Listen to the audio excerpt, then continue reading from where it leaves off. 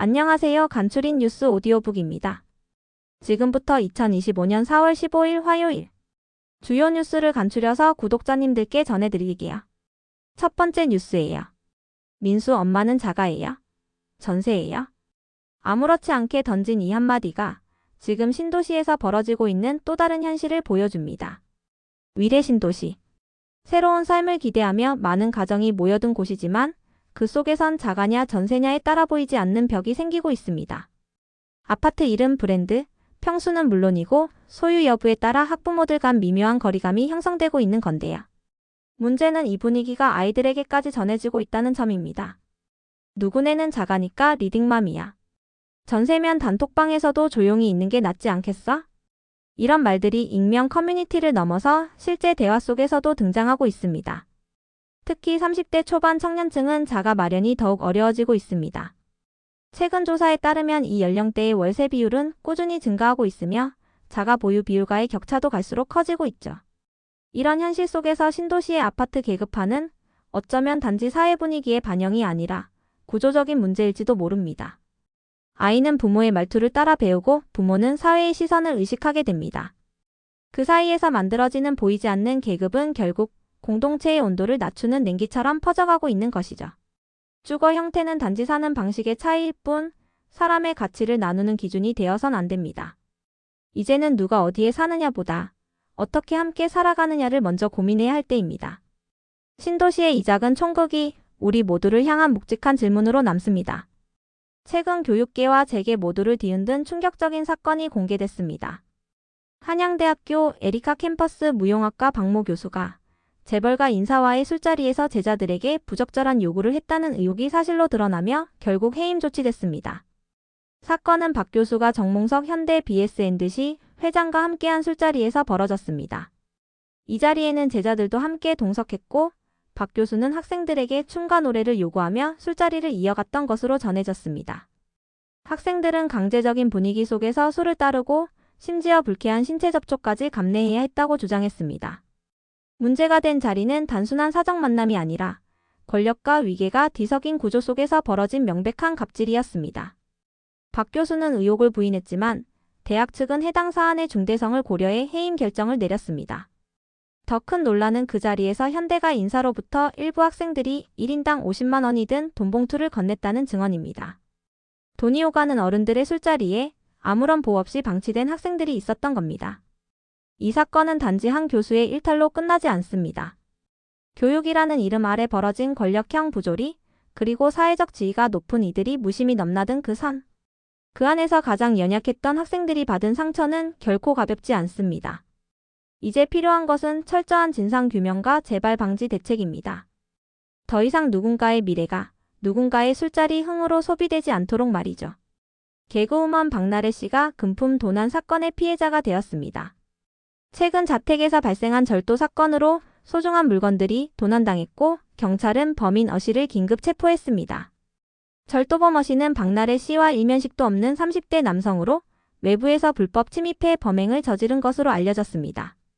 그는 도난품을 작물로 내놓기까지 했으며 조사 결과 지난 3월에도 동일한 수법으로 절도 전력이 있는 상습범이었습니다. 박나래 씨의 소속사는 현재 큰 충격을 받은 상태며 일부 온라인 커뮤니티와 SNS를 중심으로 퍼지고 있는 확인되지 않은 루머와 허위 사실에 대해 강력한 법적 대응을 예고했습니다. 이번 사건은 명백한 범죄 피해이며 피해자에게 2차 피해가 가해지는 일이 없도록 선을 넘는 추측과 악성 댓글에 대해서는 엄정하게 대응할 것이라고 밝혔습니다. 박나래 씨는 그동안 대중들에게 유쾌한 웃음을 전해온 대표적인 예능인 중 한 명이죠. 이런 일을 겪게 된 그녀에게 지금 필요한 건 억측이 아닌 따뜻한 위로와 응원이 아닐까 싶습니다. 이번 사건을 계기로 연예인이라는 이유로 사생활 침해나 허위 루머에 노출되는 일들이 다시는 반복되지 않기를 바랍니다. 이재명 전 더불어민주당 대표가 드디어 대선 출마를 공식 선언했습니다. 그는 새로운 대한민국을 위한 도전이라며 비전과 함께 캠프 인선을 공개했고 본격적인 선거 행보에 나섰습니다. 특히 눈에 띄는 건 후원의 출범입니다. 이재명 후보는 국민 덕분에 검은 돈에 유혹 없이 정치할 수 있었다며 국민의 힘으로 만들어가는 정치의 가치를 강조했는데요. 이번 후원회의 회장은 518 민주화 운동에 참여했던 한 시민이 맡게 되면서 그 상징성과 의미가 더욱 깊어졌습니다. 후원금 모집도 함께 시작됐습니다. 이 후보는 정치 자금의 투명성과 시민 참여의 중요성을 거듭 강조하며 당신의 한 표, 그리고 한 후원이 세상을 바꾼다고 지지를 호소했습니다. 이번 출마 선언은 단순한 정치적 선언이 아니라 시민과 함께 걷겠다는 강한 메시지를 담고 있었습니다. 캠프 인선 또한 기존 정치권 인사보다는 실무형 인물 중심으로 구성돼 개혁과 실천의 방점이 찍혔다는 평가가 나오고 있습니다. 이재명 후보가 그리는 미래, 그리고 그를 둘러싼 국민적 반응은 앞으로의 대선 구도에 어떤 영향을 미치게 될까요? 이제 정치의 계절이 본격적으로 시작되고 있습니다. 5억에 합의하자. 성범죄 혐의를 받은 일부 의사들이 합의금 제한을 통해 형사처벌을 피하고 그로 인해 면허 취소까지도 피해왔다는 사실이 알려지며 큰 충격을 주고 있습니다. 최근 10년간 성범죄로 적발된 의사만 1,500명. 하지만 이들 중 실제로 면허가 취소된 경우는 단 한 건에 불과했습니다. 의료법이 존재함에도 불구하고 실질적으로 면허 취소가 이뤄지지 않고 있는 겁니다. 지난해 의료법이 개정되며 성범죄 시 면허 취소가 가능하다고 명시됐지만 여기엔 결정적인 한계가 있습니다. 바로 형이 확정된 경우에만 적용된다는 점인데요. 피의자가 재판 전에 피해자와 합의하거나 벌금형 등으로 끝날 경우 면허는 그대로 유지됩니다.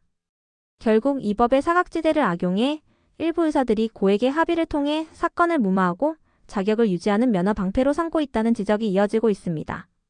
전문가들은 성범죄에 대한 면허 취소를 의무화하고 일정 기간 동안 재교부를 제한하는 법적 보완이 시급하다고 강조합니다.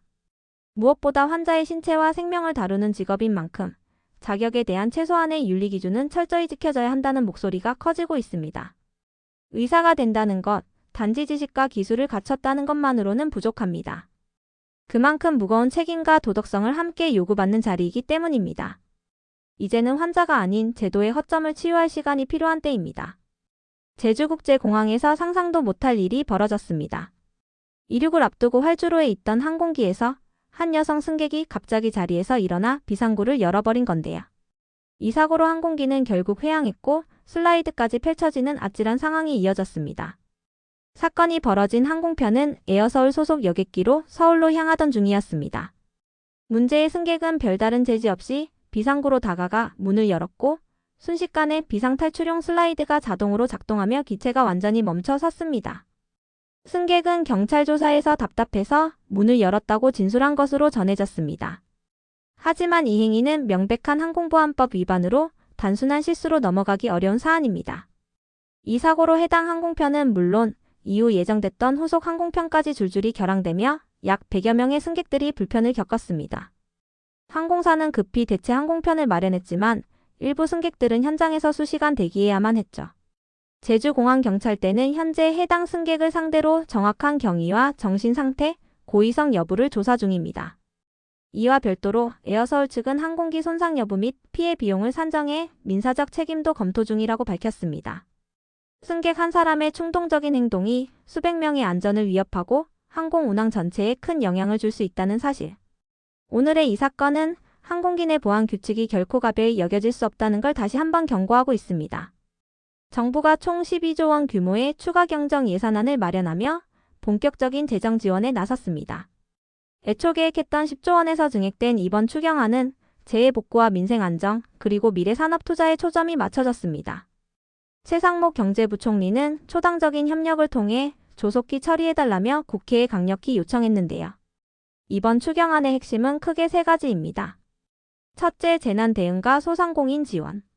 최근 잇따른 자연재해로 피해를 입은 지역과 주민들을 지원하는 데 예산이 집중되며 소상공인과 자영업자들을 위한 직접적인 지원책도 마련됐습니다. 그중 하나는 50만 원 규모의 크레딧 지급과 사용 금액의 일부를 돌려주는 상생페이백 사업입니다. 둘째, 인공지능 산업 투자. AI 분야에만 1조 8천억 원이 추가 투입되며 관련 인프라 구축과 연구개발, 인재 양성에 속도가 붙을 전망입니다. 정부는 이 기회를 통해 글로벌 기술 경쟁에서 뒤처지지 않겠다는 강한 의지를 드러냈습니다. 셋째, 통상과 수출 경쟁력 강화. 정책자금 규모를 25조 원으로 대폭 확대해 수출 중소기업과 신성장 산업군에 대한 금융 지원을 강화한다는 계획입니다. 이번 추경은 단순한 단기 처방을 넘어 위기 극복과 구조적 전환이라는 두 마리 토끼를 모두 잡겠다는 의지를 담고 있습니다. 국회 심의를 앞두고 있는 가운데 여야의 초당적 협력과 신속한 처리 여부가 관건이 될 것으로 보입니다. 위기 속 민생과 미래를 살리기 위한 재정 투입, 그 효과가 현장에서 체감되기를 기대해 봅니다. 차기 대선 행보를 본격화하고 있는 홍준표 전 대구시장이 깜짝 선언을 내놨습니다. 용산엔 안 간다. 대통령이 된다면 다시 청와대로 돌아가겠다는 구상을 밝힌 건데요. 이른바 청와대 복귀 플랜을 전격 공개했습니다. 홍 전 시장은 청와대는 권력의 상징이 아닌 국민 소통의 중심이어야 한다고 말하며 용산 이전 이후 단절된 상징성과 효율성을 되살리겠다는 입장을 분명히 했습니다. 단순한 상징 변화가 아니라 정치 전반을 복원하고 협치를 강화하겠다는 포석도 함께 담겼습니다. 그는 집권 시 행정수석과 정무장관직을 신설해 국회와의 교류는 물론 여야를 아우르는 소통 창구로 삼겠다고 강조했습니다. 이를 통해 갈라진 정치의 틈을 메우고 신탕평 정치를 실현하겠다는 구체적인 청사진도 제시했죠. 눈길을 끈 또 다른 제안은 국부펀드였습니다. 홍준표 전 시장은 해저 유전 개발을 통해 그레이트 코리아 국부펀드를 조성하겠다고 밝혔습니다. 이를 통해 미래 세대에게 자산을 남기고 국가의 지속 가능한 재정 기반을 확보하겠다는 비전입니다. 정치보건부터 청와대 재입주 그리고 국부펀드까지. 홍준표 전 시장의 이번 구상은 단순한 슬로건이 아닌 본격적인 정책 청사진에 가까워 보이는데요. 대선 레이스가 본격화되는 가운데 그의 메시지가 어떤 파장을 불러올지 이목이 집중되고 있습니다. 스타벅스 아니면 메가커피 간다. 요즘 커피 한 잔에도 선택은 극명하게 갈립니다. 국내 커피 시장이 지금 조용하지만 뚜렷한 양극화 시대를 맞이하고 있습니다. 한쪽은 프리미엄을 추구하는 고가 브랜드. 스타벅스와 투썸플레이스 같은 브랜드는 여전히 매출과 영업이익이 나란히 상승세를 이어가며 시장을 이끌고 있습니다. 가격이 부담돼도 경험과 공간에 가치를 두는 소비자층이 꾸준히 이 브랜드들을 찾고 있는 거죠. 반면 다른 한쪽은 가성비에 방점을 찍은 저가 브랜드의 확장입니다. 메가커피, 컴포즈 커피처럼 한 잔에 23,000원대의 가격으로 대용량 커피를 제공하는 브랜드들은 급속도로 가맹점을 늘리며 중저가 시장을 장악하고 있습니다. 특히 직장인이나 학생, 자영업자들이 밀집한 지역에서는 저가 브랜드가 압도적인 선택을 받고 있죠. 이처럼 소비자들이 커피 한 잔을 선택하는 기준은 단순히 맛이나 브랜드를 넘어 지불 가능한 가치로 이동하고 있습니다.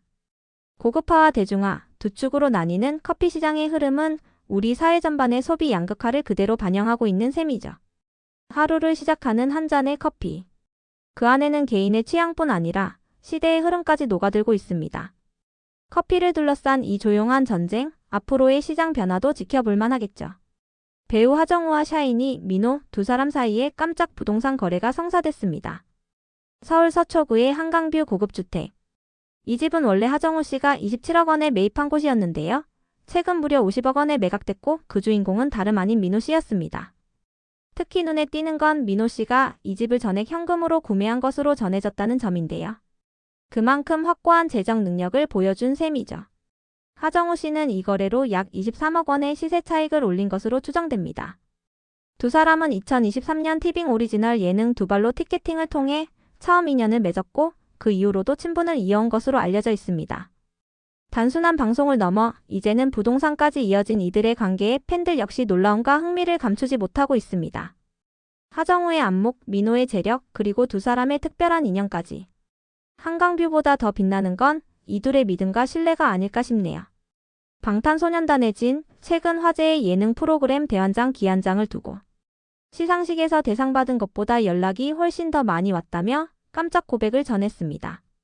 그만큼 반응이 뜨거웠다는 거겠죠? 기안장은 이름부터 독특하죠. 웹툰 작가 기안84, BTS 진 그리고 배우 지혜은. 이 세 사람이 함께 운영하는 신개념 민박 버라이어티입니다. 예측할 수 없는 에피소드와 엉뚱한 조합의 케미가 만나면서 기존 예능과는 다른 신선한 재미를 선사하고 있다는 평가를 받고 있죠. 진은 정말 대단한 반응이었다. 연락이 끊이질 않았다며 기안장 출연 이후 주위 사람들의 반응이 폭발적이었다고 전했는데요. 그만큼 이 프로그램이 새로운 민박 예능의 패러다임을 열고 있다는 방증일지도 모릅니다. 기안84의 엉뚱함, 진의 솔직한 매력, 지혜은의 반전 존재감까지. 대환장 기안장은 매회 어디로 튈지 모르는 이야기 속에서 시청자들에게 유쾌한 웃음과 따뜻한 공감을 동시에 안겨주고 있습니다. 시청자들도 이렇게 말하죠. 이건 진짜. 기안84의 세계에 진과 지혜은이 뛰어든 게 아니라 세 사람이 새 우주를 만든 거다. 지금 가장 핫한 민박집 이야기. 대환장 기한장 다음 회차도 놓칠 수 없겠네요. 미국이 주요 교역국들과의 무역 협상 테이블을 본격적으로 열고 있습니다. 베선트 미 재무장관은 먼저 협상하는 국가가 유리하다며 무역 전략에서 속도전이 핵심이 될 것임을 분명히 했습니다. 가장 주목되는 건 한국입니다. 베선트 장관은 한국과의 무역 협상이 다음 주부터 본격화된다고 밝히며 이번 협상이 양국 경제의 중요한 전환점이 될 것임을 시사했습니다. 특히 트럼프 대통령이 주요 교역국과의 협상에 직접 참여할 계획이라는 발언은 무게감이 남다릅니다. 기존의 실무진 중심 협상에서 벗어나 대통령급 탑다운 방식이 도입될 가능성이 커졌습니다.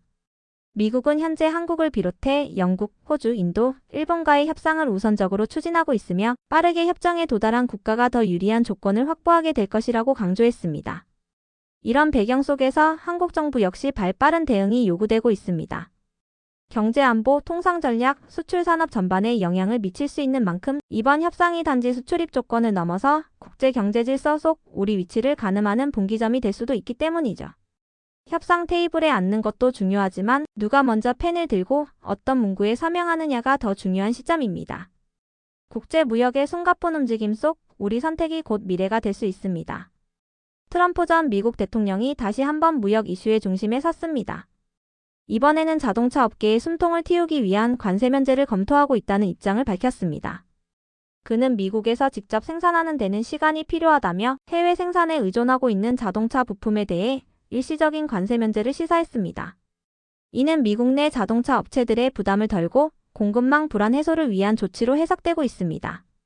반면 스마트폰과 노트북 같은 정보기술 제품은 현재 관세 예외 대상이지만 향후 품목별 재검토를 통해 다시 포함될 수 있다는 가능성도 언급됐습니다.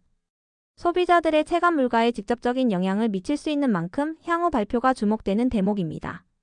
또한 트럼프 대통령은 시진핑 중국 국가주석의 베트남 방문에 대해서도 강도 높게 비판했습니다.